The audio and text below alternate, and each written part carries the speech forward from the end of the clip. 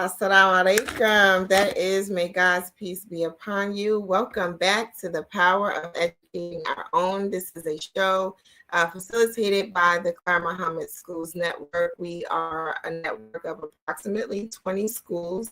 Those schools are full-time, weekend, or strong-in, right? Because we use that terminology as well. And virtual schools. And we are happy to have you back with us. I am Sister Marsha Nivens Mohammed, and I'm joined with my co-host. I am Quran Shakir, and we're very excited about tonight's program and to have you here with us, ready to celebrate our month, our time on the power of educating our own. Yes, yes, yes. And so if you've been with us for the month thus far, you will know that we have been highlighting history, right? Documenting our history, knowing our story, making sure that we record those occurrences in our personal lives, in our community life, that allows us to preserve what it is that we experience, the impact that we make in the world. And so tonight is going to be along those lines as well. And we have an awesome guest with us. And I'm not going to give too many details about the sister because I do want her to tell us who she is and what she does. But tonight we have Sister Zarina Alameen with us, and I'm going to bring her in. Assalamu alaikum, sister. Wa alaikum assalam wa rahmatullahi wa barakatuh. Thank you And so welcome. much. Thank you. I'm happy to be here. Thank you all. Good, good, good. And so we're excited to have you because you do some really, really impactful work as it relates to historical preservation. And so tell us who you are, tell our listening audience who you are, what you do, and I'm sure they're going to get the memo of why it's impactful. So that part we'll leave out, right? We'll let them figure that part out. But who you are and what you do. Hello, everyone. Good afternoon, good morning, good evening, depending on where you are in the world. My name is Zarina Elamine. I am a cultural anthropologist from Detroit, Michigan. And professionally, for coming up on 2 decades now, I have been helping people to self-publish their books. So that is, I help people organize the ideas in their mind and get them down onto paper. And over the last several months, we have launched a new initiative called the Legacy Keepers. And that is centered around capturing the knowledge, the skills, the wisdom, the experiences of our elders while we still can. You know, we recognize that each of us have a gift in today, and we want to make sure that we preserve what we can while we are given that gift. The other side of me on the opposite, I won't say opposite side of publishing, but a big part of my life also centers around travel. And annually, I organize anthropological experiences for women to go across the globe to experience the different cultures that God has created, to experience the different way that we do this thing called being human. So we've taken groups to Japan, Indonesia, Morocco, Turkey, Senegal, and that's something I do kind of more for fun, if you will. But it does inform my work with publishing because we're looking at culture and we're looking at ways that people preserve their cultures across the globe, right? And so that helps us to inform here how we're going to preserve our culture and make sure that our knowledge is here for centuries to come. Inshallah. Yeah, that was a lot. That was a lot. So we're gonna dissect that, right? And we're gonna delve deeper into it. And before we do that, for those of you who are watching, please feel free to put your name in the comment section. Let us know where you're watching from. So that we can shout you out. And of course, if you ever have any questions that you'd like us to ask on the show, feel free to drop them in the comment section.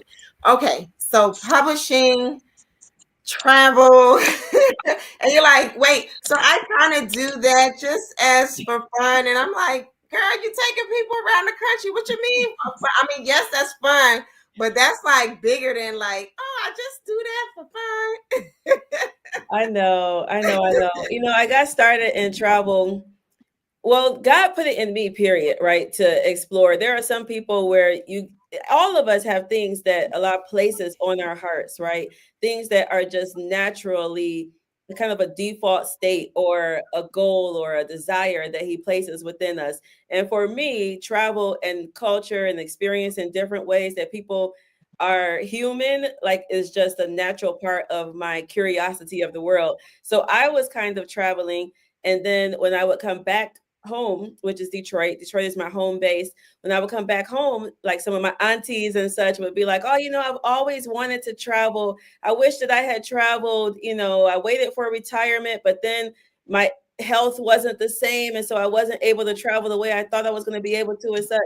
And so I started thinking about, okay, how can I help more women to travel? Because there was so much that I got out of it. It wasn't just taking pretty pictures or just seeing interesting sights. Like, I literally saw myself evolve as a human being, as a woman, and then later as a mother. So I said, okay, I can probably utilize what I know, because travel kind of comes naturally to me. I can help organize some things for other women so they don't have to worry about the stress of where are we going to stay, what we going to do, is it safe, where are we going to eat, all of those things. I take care of all of that, and they get to just come and experience. So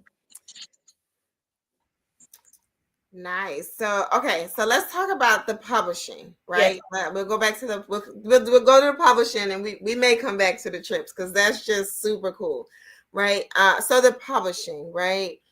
Um, how did you get started doing it? And tell us about like some of the journey in helping other people do it and what that's like. Yeah. I got started in publishing after doing my master's in anthropology. So, as you all know, when you're doing some type of higher education, you have to either produce a thesis or a dissertation or something. And I was doing my research in anthropology. And at that time, my study was around singlehood and the search for love in the Muslim community. So, I had done this study, right, like qualitative research around singlehood and people trying to get married and such within the community. And when I finished, because I was active in the community, people were asking for my results. They were like, yo, Z, like, what happened with that study? What'd you get?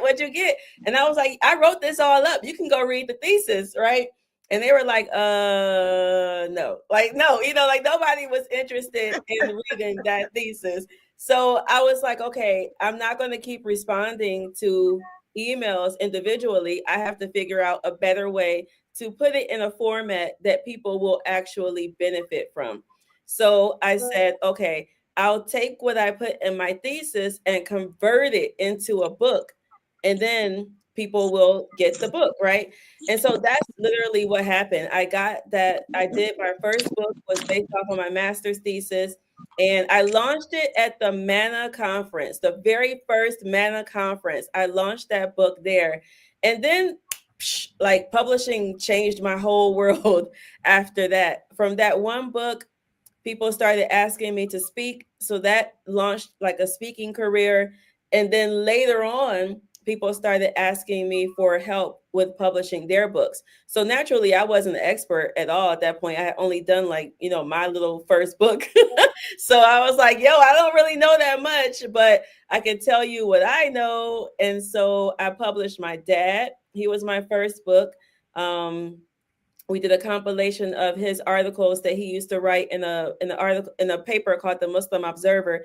So we did a compilation of those. He was my first book, and then it just bloomed from there. So I think now we're up to maybe about we might have hit like our 100 now. So I feel like, yeah, I think we might be at 100 now. So it kind of just over the years just expanded. Now I have a team of editors, a team of book designers, everybody that is necessary to help someone organize a quality book. Because I don't believe in those janky self-published books where you look at it and you're like, ooh, like, yay, I'm happy you did this, but ooh, This ain't cute. So we help people to produce quality books. Um, yeah, I'll leave it at that. So. I love it. I love it. And I love the fact that you listened to the people who needed help. And that's one of the reasons I was attracted to your kind of storytelling, because I think that's what we're doing now. We're telling stories. And for me, when I look at us and our history, and right now we have this time that we're focused on our history. And I have been a part of our community all of my life. So I have seen generations of Muslims, and now we are putting to rest a lot of those stories, and they're not being preserved. They're not being told, and our children don't know that history. So that's why we thought this was important for us to have a program like this, so that we know how to collect those stories, and then how to actually document them with quality, like you're saying. So can you talk to us then about what kinds of stories should we be looking for, and what techniques should we use to gather those stories? Well, such a beautiful question. I think in the Muslim community, especially, and especially for the African American Muslim community, our history is such a unique history and such an integral part of the broader American society. However, because we are Black people, we are people who have historically been left out of history. And we understand that that is sort of the default way of our broader nation, that they take our history and reconstruct it, or either just try to act like it didn't exist at all. And for us as Black Muslims, with our unique contributions that we've made to Islam in America, we are at risk, if we are not careful, right? We are at risk of being erased from the future history books, right? We already see from the Black perspective how they are trying to ban certain books, eliminate certain knowledge. So we understand that, right? But from the Muslim side, we also know that they try to paint all Islam and all Muslims to be from outside, right? And so for our unique contributions and our unique community, we are at risk on both sides. Like they'll try to wipe us out and be like, oh, y'all not Muslim anyway. So we're going to talk about when the Arabs came over. We're going to talk about when the Pakistanis came over and their mosque and such, when we laid the foundation. We know that, and they know it too. But if we don't understand the importance of our work, and if we don't take the initiative to place ourselves in our rightful positions, then we can't expect anybody else to do it. Like, why would they? It's not, they don't care about us the way we care about us, right?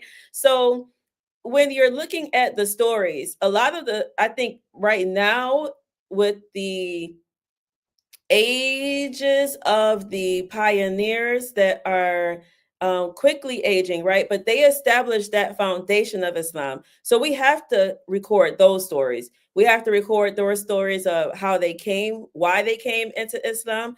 We have to record the stories of how they established these first temples and mosques, how they were able to pull money together when they did not have a lot of money, right? A lot of times people wonder, well, how are you able to build all of these institutions, whether they're small or large, without outside funding? We think that we have to have a lot of money. Oh, we're so poor and we don't have this. Like, no, they didn't have a lot of money, but they built strong foundations. How did they do that? How did they create inter networks with each other to have this sort of family atmosphere that we have in a lot of the different cities and such? Like, all of that is extremely important cultural knowledge. And we have to be able to build upon what they did. If we don't build upon what they did, then we end up trying to fix the same things over and over and over again, instead of learning from the past. So we must record those stories. They're coming to Islam stories, and I'm speaking specifically for the elders, right? They're coming to Islam stories. They're establishing institution stories. They're raising money stories. They're building businesses stories. They're keeping their families together stories. And when I say keeping their families together, I don't only mean like their immediate family, you know, their household, the mom and the dad and the kids or such. I mean like the intercultural, the interfaith relationships that our people have very uniquely, you know, in our community. Because the Pakistani Muslims, right, they're all Muslim typically, right, in their family. The Arabs, they're all Muslim in their family. Us here, we have a unique situation where many people came into Islam and then their family is not Muslim. So the way that we relate to the society is very different. We have a much more understanding, tolerant, inclusive way about us that comes from our family ties, right? And all of that is knowledge, and knowledge is power. So we have to recognize the power that we hold and be able to understand that we have to pass down this cultural inheritance. It's not just about money, passing down money. We have a lot of cultural knowledge, and we have to pass down that cultural inheritance so that those who are coming up, right, they can build off of what has already been done. Because it makes no sense for us to try to increase or better our communities without looking at what has already been done. So we have to be able to record those stories. And to answer the second part of your question, like how do you go about doing that? One of the things that we teach in our courses, right? We have a program that our students come to us there. We meet on a weekly basis where we're helping them write their life stories, their memoirs, their autobiographies, do anthologies, all of these different things. Like we're working on a week-to-week basis. But even if somebody doesn't want to write a full book, whether that be a short book or a large book, at least get one story down. And what I mean is like ask one question. You know, like what is something that really stands out for you over your years of living? Like what's one of your core memories that really impacted the way that you live or the way that you look at life, right? You can just record that one story on your phone, you know, on Other.ai or one of the many transcription programs that are out there now. But even just that one story or asking one question is valuable. Thank you so much for that. Actually, before I go into my next question, if you're just joining us, you are watching The Power of Educating Our Own. This is a show facilitated by the Clara Mohammed Schools Network. And tonight's guest is Sister Zarina El-Amin from the Legacy Keepers. And we're talking all things preserving our history. And so just to jump back into the conversation, and also for those who are viewing, feel free to drop a comment in the comment section. Let us know where you're joining from. We actually have with us Imam Nadir, who says, Oh, dear sisters, good to see Sister Zarina El-Amin. Imam Nadir is from Detroit, Michigan, where I'm from, right? But Yeah. Imam Nadir is like a G. I don't know how he has done everything that he's done. You know, I know he's a legend. he Yes, is a he is. legend. And I've been trying to get him to write his book forever, right? But he has so many other things. He's probably one that we'll just have to have somebody come and sit down with him, right? And pull it out that way because he has so much that he's still doing, right? But like people like Imam Nadir who established schools, who raise monies, who are central legends, and not just in their own communities but like nationally. Like, yo, how did you do that? You know what I mean? Like we have to record those stories. Absolutely. And Imam Nadir is absolutely a part of the Clara Muhammad Schools Network. So we feel exactly the same way about him. He is a legend. He is so impactful. And yes, please get someone to write his story because I'm glad we're on him because I think his story is a good example of why we have to document the story.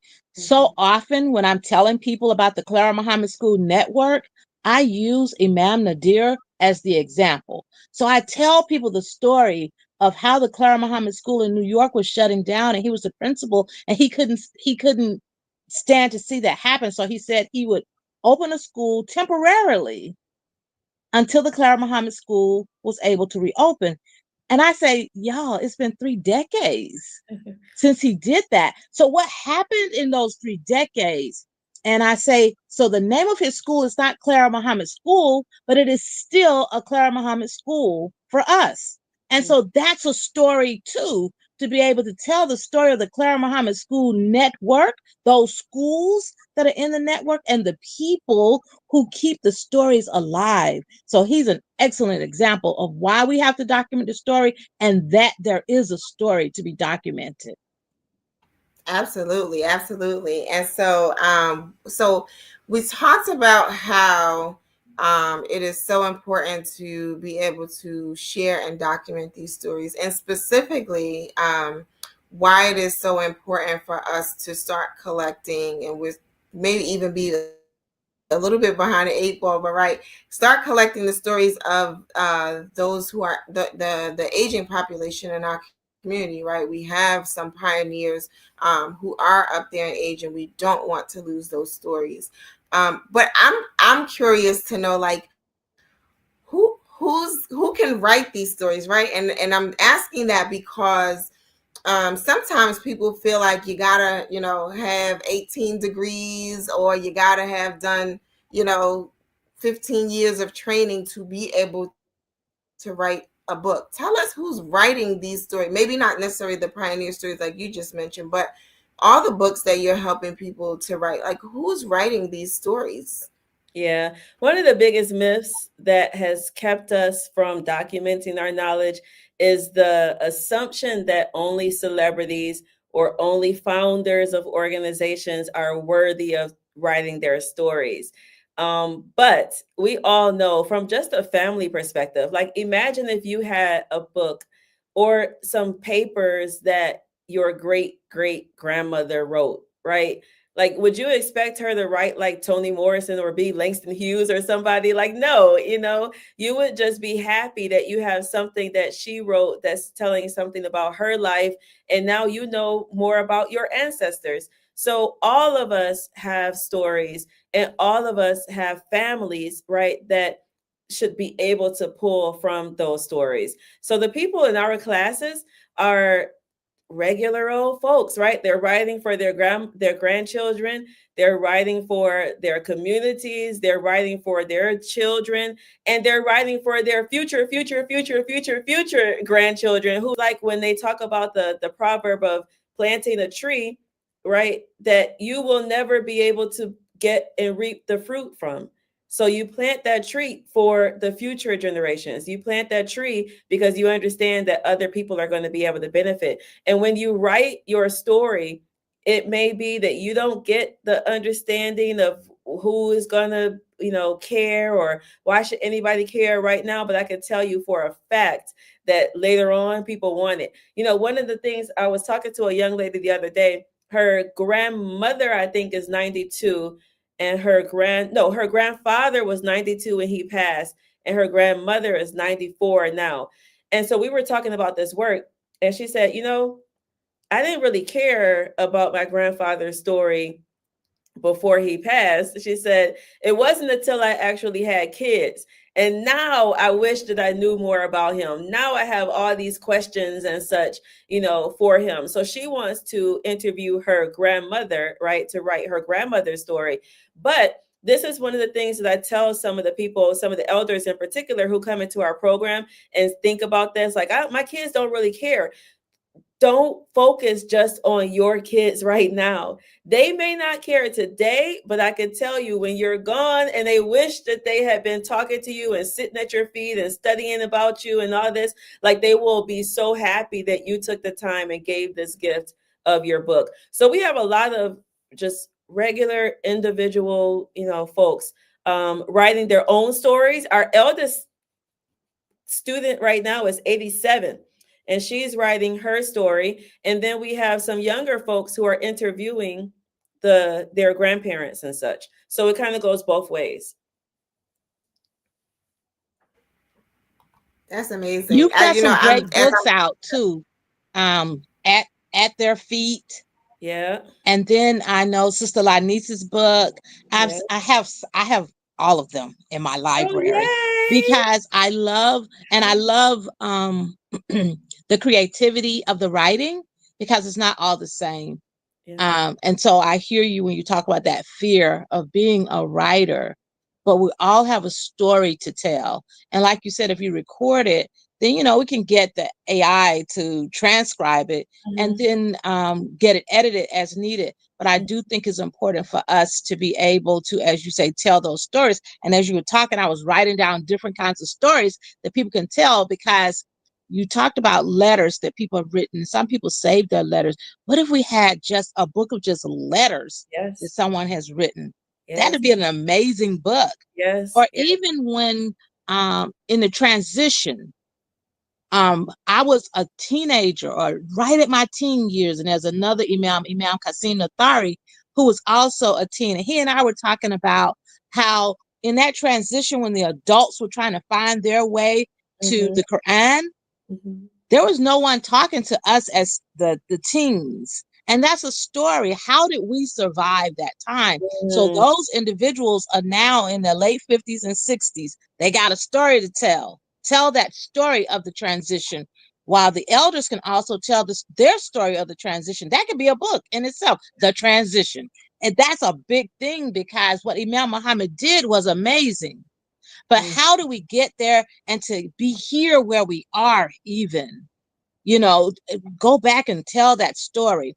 So I just see all these different stories here, and even on covering. I know people who they didn't always cover, and Mhm. now they're gung-ho about covering, but that's a journey. Tell that story. So I Yeah. just see so many stories, and I'm saying all of this so that people can start looking at what story is in me. Don't minimalize it. It's a great story, and it may not be, as you say, important to the immediate generation, but it may be important to the next generation and the next generation and next generation. So that's my comment. I didn't really have a question. Yeah. Well, to that point, when we talk about the difference between autobiographies and memoirs, right? Some people feel as though if they want to write their book, they have to share every bit of their life from the beginning to present, right?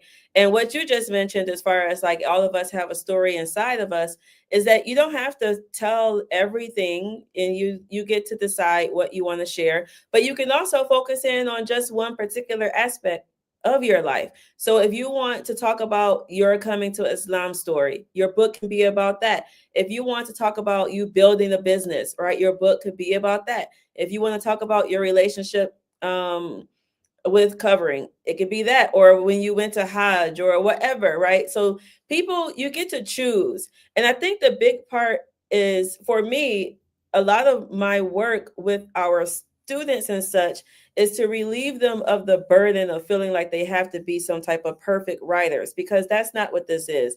Like, literally, I want you to write your book in your natural speaking voice. The way you speak is how I want you to write it. So I don't want you to try to slip into academic speak and try to make sure you use all this jargon and stuff that makes you sound quote unquote smart. Like, no, pretend that you're talking to one of your friends, right? Pretend that you're talking to your great granddaughter or something and you're telling her a story. You wouldn't use all of that type of language and such.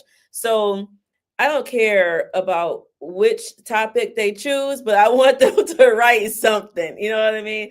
I want to write something. And I think that once we are able to compile all these books and such, like later on, just the wealth of knowledge that we'll be able to have is something that's very unprecedented. Like I went to Turkey last year, the end of last year, and we were on this delegation and we were going around. Of course, we're looking at buildings that are 1,000 years old, and we're like, whoa, you know what I mean? Like, we forget here in America because we're still such a very young country. So when you go to places and you see things that are like 1,000 years old, 1,500, you're like, wow. So I was also touring some of the publishing houses, And they have spaces where if there are any old books, people can come and bring those old books and they'll restore them, right? And they'll actually, try to fix them up and such. So I'm looking at this old society and I'm looking at the importance that they're placing on culture and the importance they're placing specifically on the written word, making sure that these books are there, that people's ideas are put down. And when I think about them, I'm like, okay, how does that apply to us? How can I apply what they're doing like to us?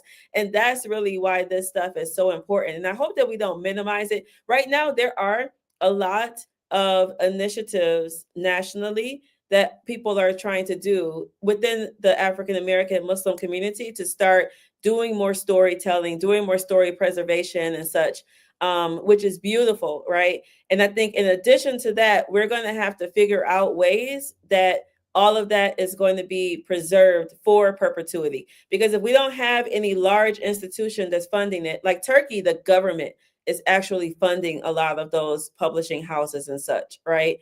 Here, we're doing it on our own. Now, we understand that's no excuse, right? Team, no excuses. It doesn't matter what our limitations are, we get it done. But we do have to be creative and figure out how are we going to make sure that all of this knowledge that we're preserving is going to be here 100, 200, 300, 400, 500, 600 years from now, right? We have to think that far because it is that important.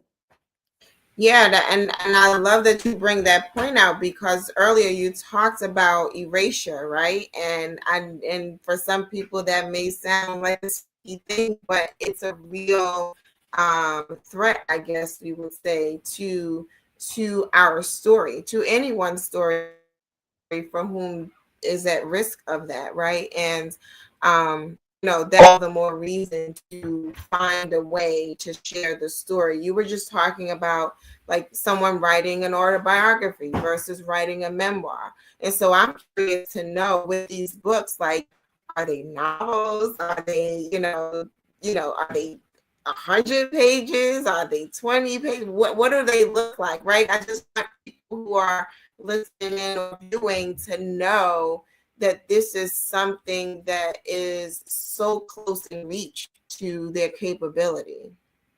Yeah, they range. So some of the books are, 75 pages. Some of them go up to a couple of hundred pages. One book a sister just put out, I think hers was like 60 pages. So it's no stress. You know what I mean? Like do what you can do, write what you want to write and get it down and just make sure that it is preserved. One thing I tell them is that, you don't have to write every single thing because, as I mentioned, that gets overwhelming, but also nobody's going to read, 1,800 pages. You know what I mean? Like it's intimidating. So just writing something that is honest, that is authentic, that is based in truth and based in care for the future is really where you want to be, right? So some people are writing for a society, but some people are just writing just for their own family, right? Like literally, I want my children to know more about why I made certain decisions or how my grandparents influenced my life. You know what I mean? And that is valuable in and of itself. It doesn't always have to be something that you share out with the world. So that's a very good point, actually. Like your books don't have to be something that you share out with everybody all out there, right? They can be literally just for your family. And that is beautiful in and of itself.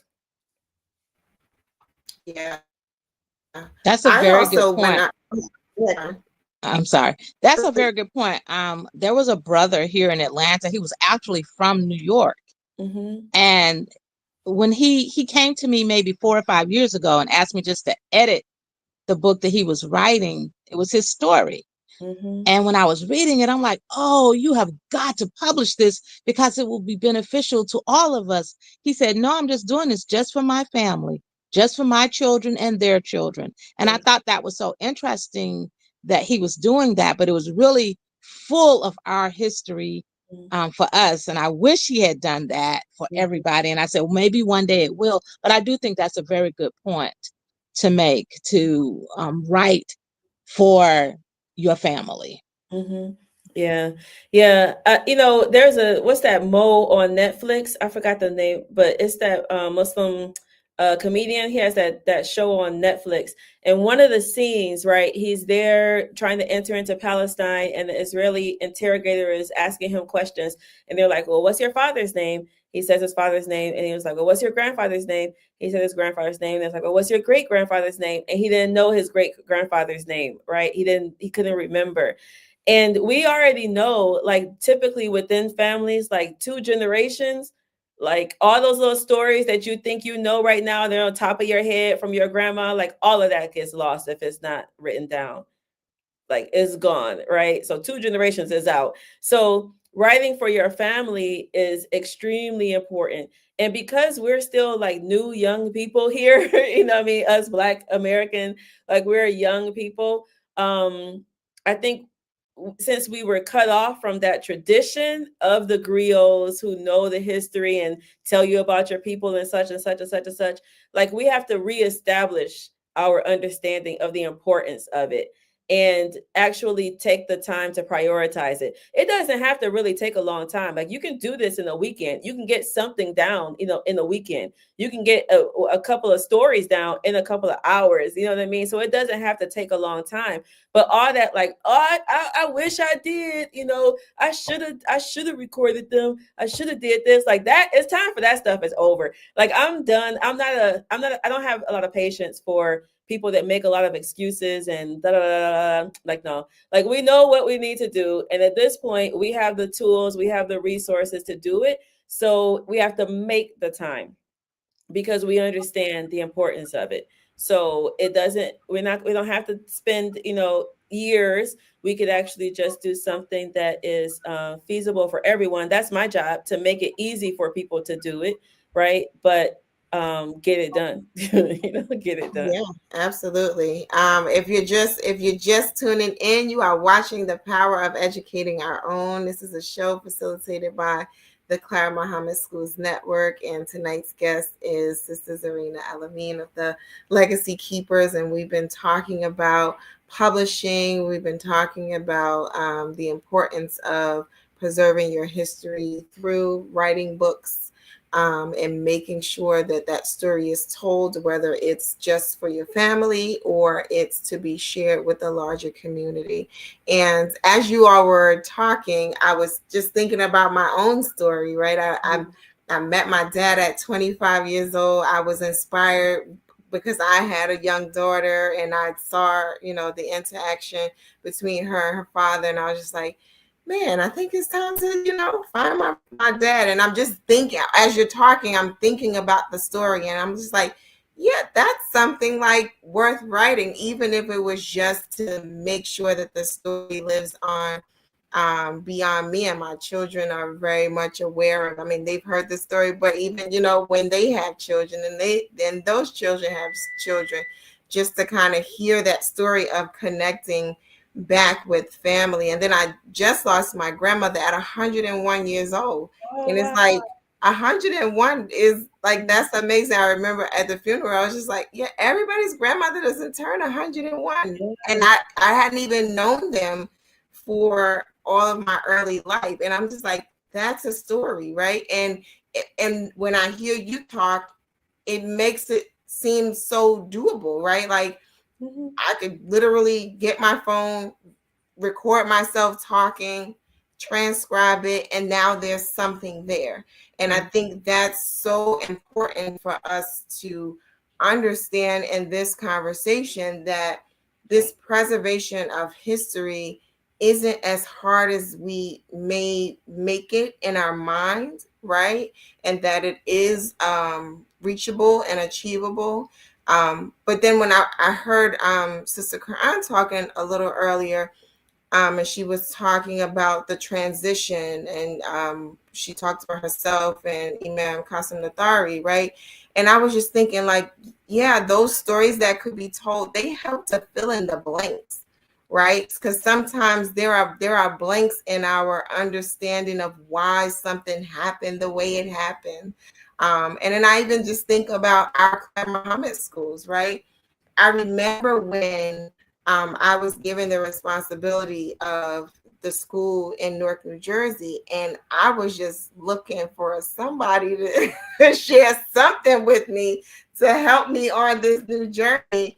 And there were some blanks in there. And perhaps if there was a story told or something documented somewhere, it would have made the journey a little easier. The journey was what it was supposed to be, alhamdulillah, right? But um, our stories fill in the blanks for so many things that are going to be needed, even when we don't understand that. Mm-hmm.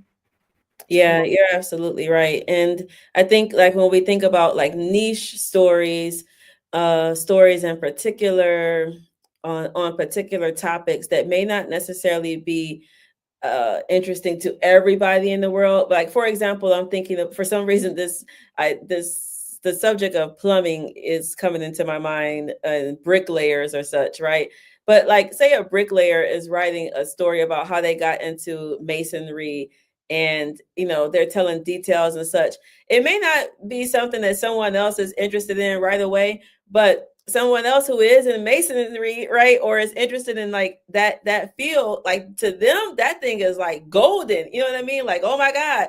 So I think none of us should discount what we bring forward, like what our stories bring, the lessons that we've learned, the experiences that we have can all be useful for someone else. Of course, Allah designed them for our personal evolution, our personal growth as human beings, but there are other people who are going to be going through things very similar to you.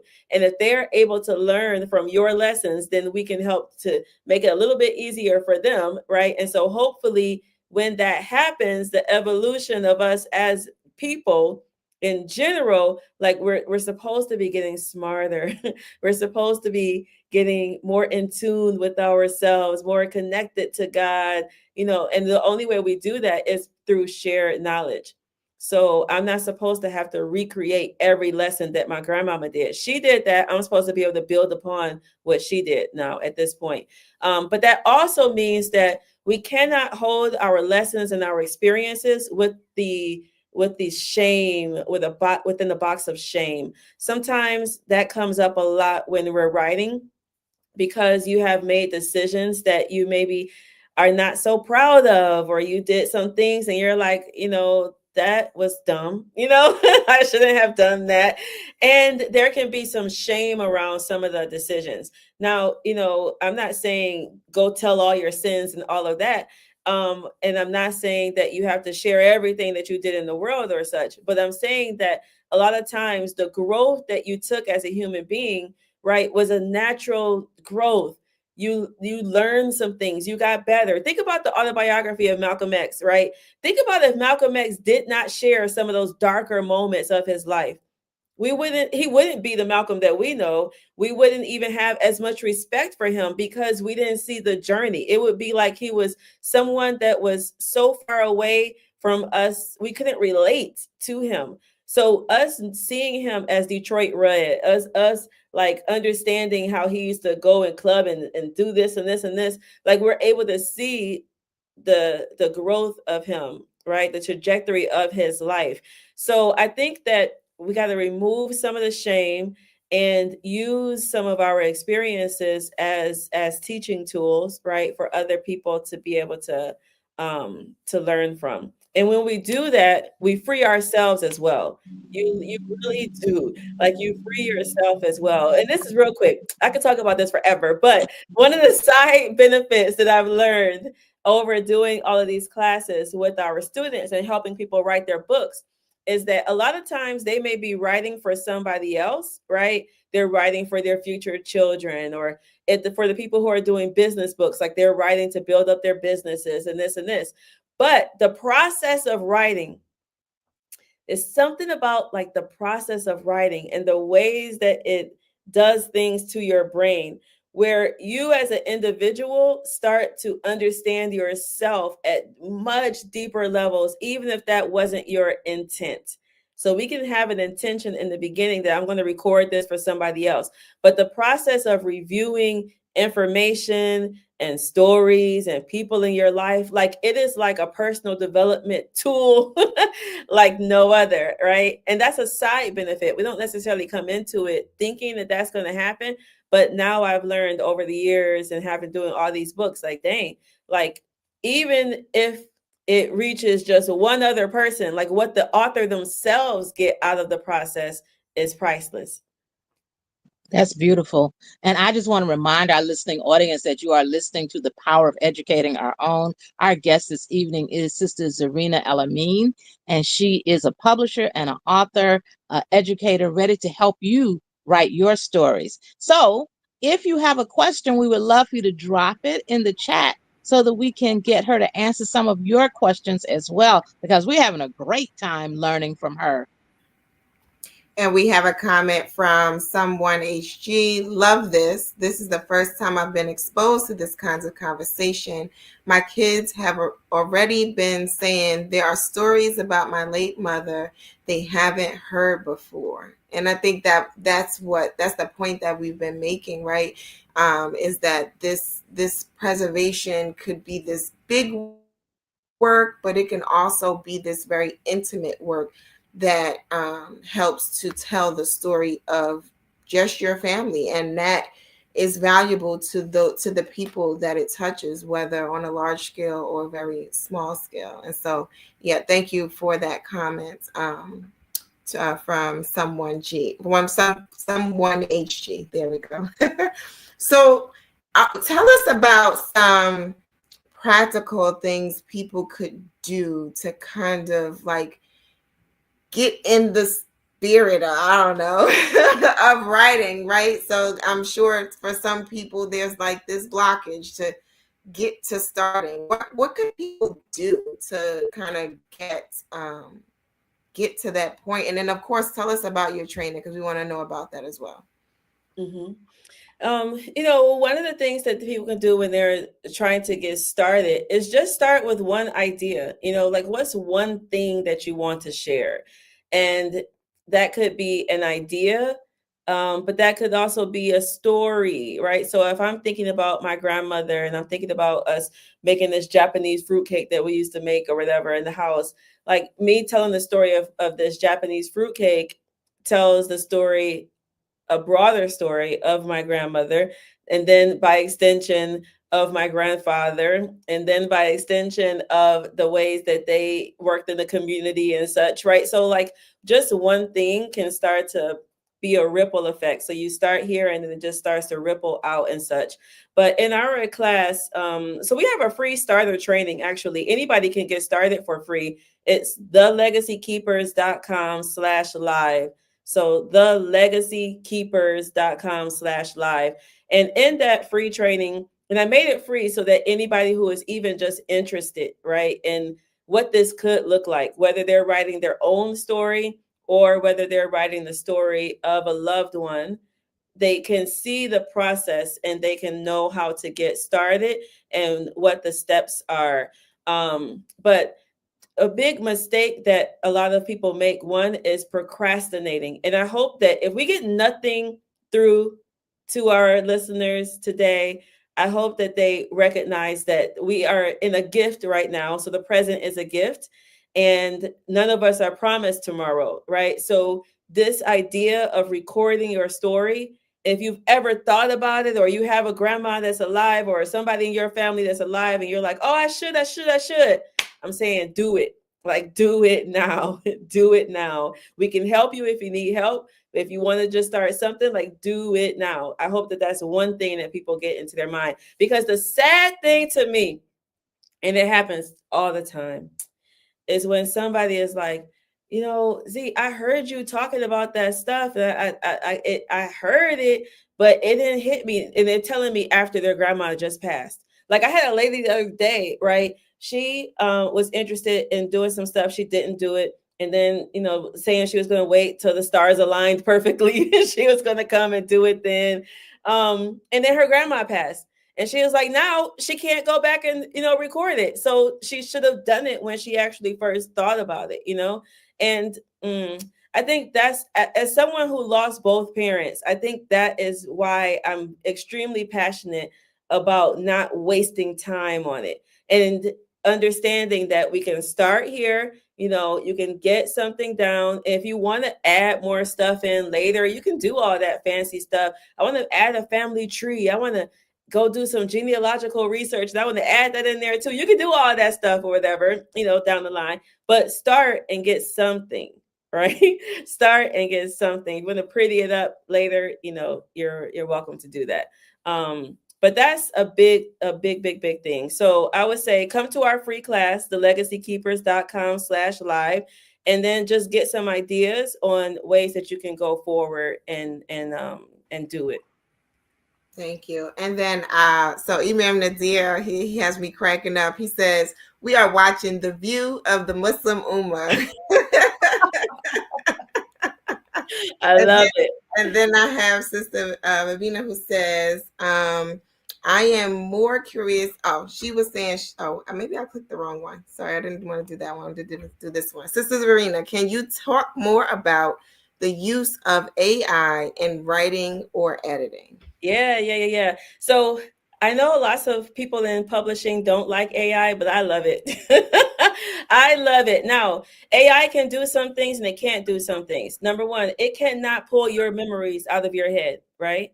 It can't go inside of you and think about how you felt when your father came to your birthday party and lifted you up in front of everybody. It can't pull those emotions and such out of you, right? But what it can do is giving it information. It can edit it very quickly. It can give you certain prompts, as well. We have a whole list of different questions that we've kind of used, and we know how to progress now with how to pull information out, and like even neurologically, it's a lot that goes into it. So I won't go into all of that right now. But AI can help you edit. It can help you clean up your work extremely quickly. Also, people who don't like to type and who don't like to write by hand, then you can use AI to, dictate the book, and then have other.ai transcribe it, so that you get your first rough draft, and then you can go back in and edit it, right? So there are so many different ways to get the information down, right? Interviewing, all of those things, AI is really, really, really great for that. So Otter, OTTER.ai is a great transcription tool. So you can voice dictate to Otter. And I find it to be a lot cleaner than like Google Docs has dictation in it too. Microsoft Word has dictation too, but Otter seems to be like kind of clear. And then in the program, we have a whole list of different AI tools, but Otter for sure. And then everybody knows Chat GPT is another one that you can use to kind of edit in certain sections. But you want to be careful if your AI is not trained to your voice when you're using it for editing, it will whitewash you, right? So you have to make sure that you prompt and you train your AI to keep your voice, because you don't want somebody reading something and then they meet you and they're like, is this even the same person? Because this don't sound nothing like them. Your book should be a reflection of you. So you write your book exactly the same way that you speak. You use the same type of language. You don't switch it and try to make this your book speak and this is the regular way you speak. Like literally, they should be a reflection of you, which is truth and honesty. So yeah, AI is great for that, but AI is not good for actually pulling stuff out of your head. Right. It's not magic, y'all. Mm-hmm. And then also, she's interested in knowing more or curious about the legality of it. So, like, what do people have to, I guess, be concerned about or just knowledgeable of as it relates to these books? Yeah, we have a whole module on the legal side, because sometimes when people are writing memoirs, they may have some things that happened in their life, whereas their truth but it may look bad on someone else, right? And so they're like, can I talk about this? Even though it's my truth, can I share this? So one of the things that you do when you're writing is you have to put disclaimers, even for your own story. Like, this is based off of my recollection. This is based off of my understanding of the events that happen. Sometimes you can change certain names and such. Now, if you have a brother and you're like, oh, I'm going to call him Jake, but it's still, you only got two brothers, what I mean? Like, we're going to know who you're talking about.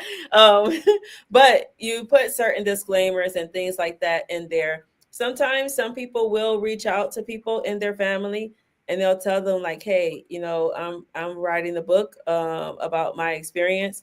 You can ask them what they feel, or you can say, hey, I'm writing a book about my experience. It is what it is. I'm just letting you know. I'm informing you that I'm writing a book. So yeah, there are sometimes some things that you want to be cognizant of and do your due diligence as well. And if you need to reach out to a publishing lawyer, then do that too. That's great. And so, as we get ready to wrap up the conversation, I do want to just have you highlight again how people can connect with your program. I'll share the link on the screen again. But yeah, just how people can connect with you. What do they need to get started in your program, what the enrollment requirements are? What are those things? Yeah. So we ask everybody that's interested in working either on the legacy book, like memoir, autobiography, recipe book, family reunion book, any type of legacy book, to come to our first starter training. That way they get a little bit more knowledge about the way we do what we do. And then if we're a good fit, then they can either sign up for one of our programs or our done for you services. So we have a program, which is our group program, and that program helps people get their books done in 90 days. It is literally like step by step by step by step to get their book done in 90 days, right? And then we also have done for you services. So if someone wants us to interview either themselves or an elder and write the book up, right? We can ghostwrite the book. If they've already written a book and they need us to come in and polish it, do a custom cover, interior design, all of those things, we can do all of those things as well. So the group program gives accountability, and it also gives guidance so that they can write without trying to figure everything on their own. And they get weekly feedback from us, myself, my editors, as well as the other we call them the cousins collective, like the other cousins in the group, right? The legacy keepers who are writing. And then on the done for you side, of course, the investment is a lot higher on the done for you side, but that's for people who are like, look, I want to get it done. I want you to come in and do it. And, and that's what we do. We come in and step in. So either way, they can start there, thelegacykeepers.com/live, or they can send us an email, Zarinah, ZARINAH at bookpowerpublishing.com. Well, you're gonna have to run that one back again. My bad. I know. Okay. Like, you speak too fast, ZB. Slow down. Slow it down. All right. So it's Zarinah, ZARINAH at bookpowerpublishing.com. Yes. We got it. We got it. We got our tech support in the background. Shout out to Imam Mujahideen Mohammed. He's on it. Like, wait, you did it too fast. I know. Beautiful, beautiful. Now this has been an awesome conversation. I as we are talking, I'm thinking of, I know we've just been talking about book writing in general for the purpose of preserving history, but I'm also thinking about ways that we can incorporate the students in our schools into this sort of effort, right? In this storytelling effort.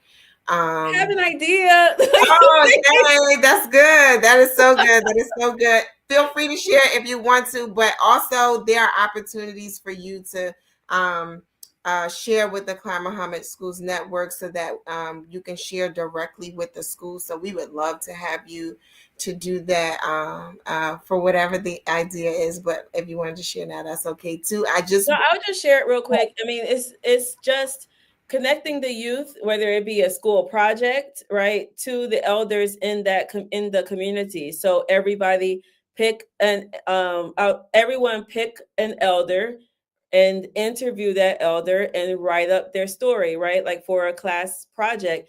And the community could have a day where the elders and the students all come and they, celebrate and share and such.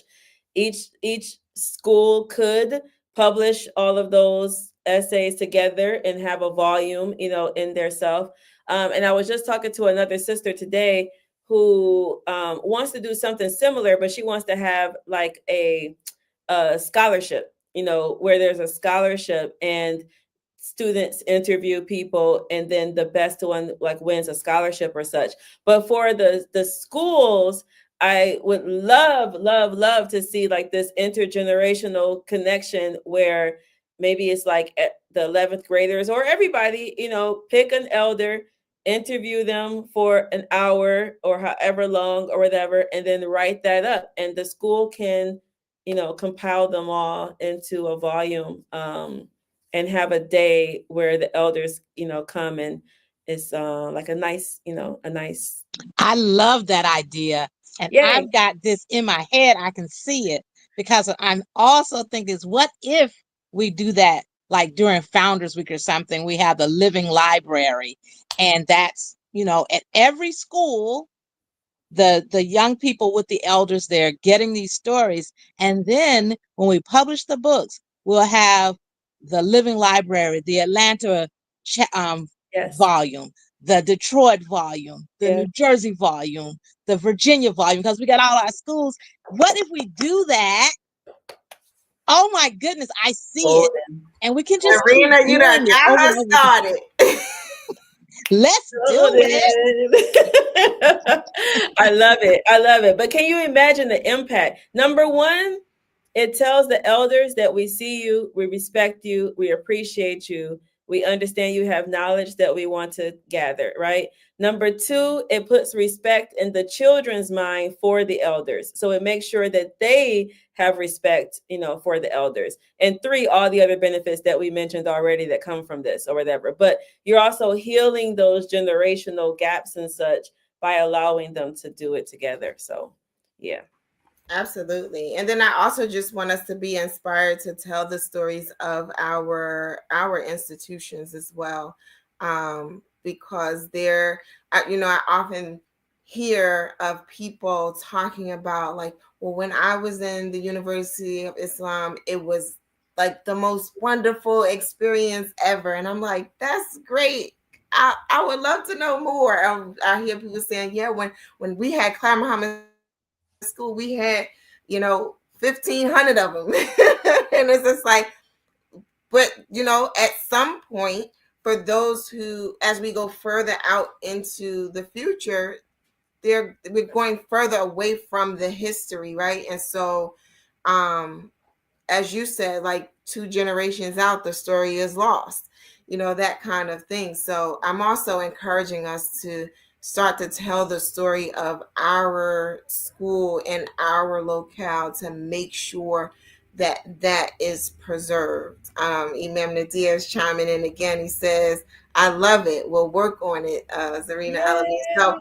So yeah, we're gonna cook up something for Founders Week, which is the last week in November, October, first week in November, and it goes from Imam Muhammad's birthday through, which we share birthdays, by the way. So I'm October 30th. Yep. Okay. Sister Clara Muhammad's birthday, and then of course we're recognizing the Honorable Elijah Muhammad, which is a little earlier in October, but we often recognize that time period as Founders Week. So we're gonna cook something up because Sister Quran Shakadan already heard it, so it's gonna happen.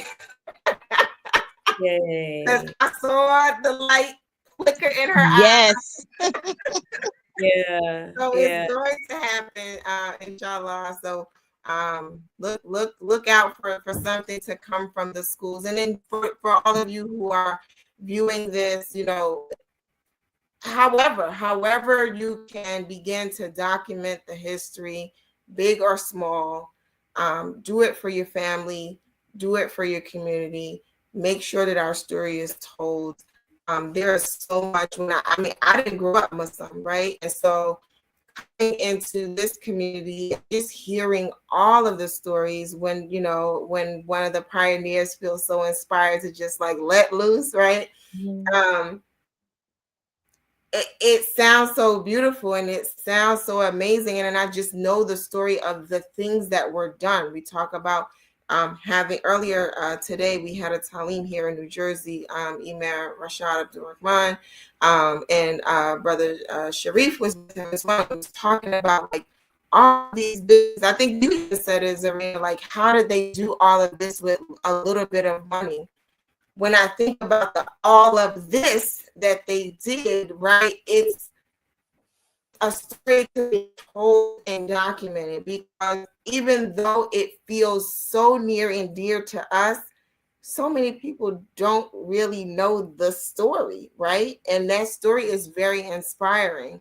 So the more people who could be exposed to it, the better. But then it also gives us a sense of, and you talked about it being freeing for some people, but it also gives us a sense of um, pride and accomplishment of even being connected to just a small part of that story. I know that I feel that way anytime that I hear it. So we're promoting here on the Power of Educating Our Own historical preservation. It's important.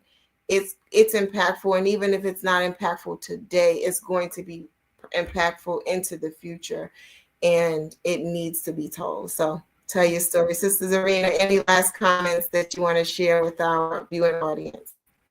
Yeah, I would just say thank you for having me here. But I think also this is the power of having our own stories. The fact that you can utilize your own history, your own knowledge to educate the children of the Clara Mohammed Network, right? Like that's power in and of itself. So thank you all for doing what you're doing, because for something like this to be a school project, you know what I mean? Like, how many kids in the regular schools can say we did a school project on people in our community? You know what I mean? Like that is priceless and golden and powerful. So thank you all for doing what you're doing. I didn't realize there were so many schools. Actually, I think you said 20 at the onset. So Yeah, like 19. Yep.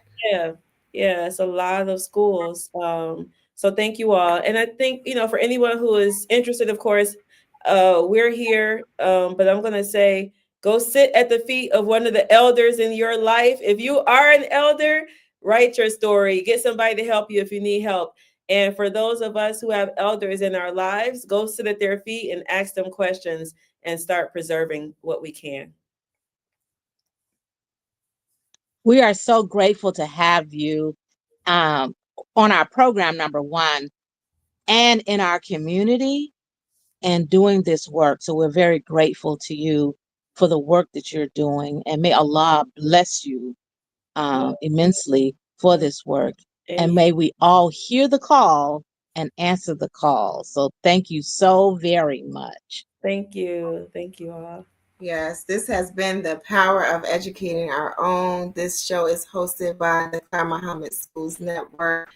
We are a network of 19 schools, full-time, weekend or weekend, and virtual schools. And we are here every Sunday, 7 p.m. Eastern Standard Time. And join us next Sunday for another conversation about historical preservation and the importance of it. We've been doing this particular series all month long in honor of African American History Month, and we invite you back here next Sunday to continue the conversation. This has been a wonderful evening with Sister Zarina El-Amin of the Legacy Keepers. Make sure you get in touch with the sister. She has shared her information with you, Zarina, at bookpowerpublishing.com. Also, hold on, they're throwing other things in here for me. Hold on. thelegacykeepers.com/live. And because my husband is the tech support in the background, oops, he's also throwing in happy birthday, Sister Marsha. Yes, it's my birthday, guys. Oh, happy birthday to you. Happy birthday to you. Happy birthday, dear Sister Marsha. Happy birthday to you. Woo! May Allah bless you. I mean, yes. So again, the power of educating our own. We are going to be here every Sunday, inshallah, at 7 p.m. Eastern. Until next time, assalamu alaikum. Wa alaikum assalam wa rahmatullahi wa barakatuh. Sister Clara Mohammed, a black Muslim woman from Macon, Georgia, was an extraordinary leader and pioneer. Her contributions, especially in the development of Islamic education in America, paved the way for thousands of Muslim families to take ownership of their children's future, starting at a time when homeschooling was illegal in the United States. She eventually established a network of schools that was later named Sister Clara Mohammed Schools in her honor by her late son, Imam Warith Din Muhammad, rahimahullah. Sister Clara Mohammed helped to establish the important role women had in early Muslim American history and was an inspiration to future generations of leaders. Without her, there would not have been a nation of Islam, or the unique Sunni Muslim community that evolved from it, one that was acutely aware of the concerns and aspirations of women. May Allah have mercy on Sister Clara Mohammed.